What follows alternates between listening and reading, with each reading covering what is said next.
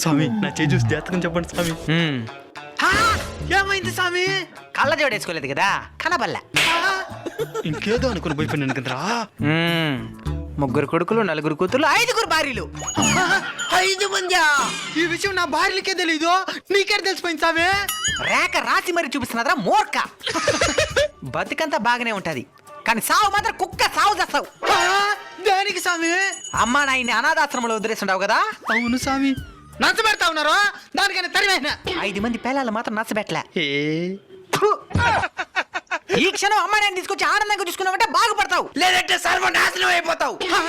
ఇప్పుడే పోతున్నాను స్వామి. అమ్మా నాయనా, నిజంగానే ఆయన జాతకం ఆ విధంగా ఉందా స్వామి? వాళ్ళ తల్లిదండ్రులు వాడి కోసం సర్వస్వం త్యాగం చేస్తుండారు.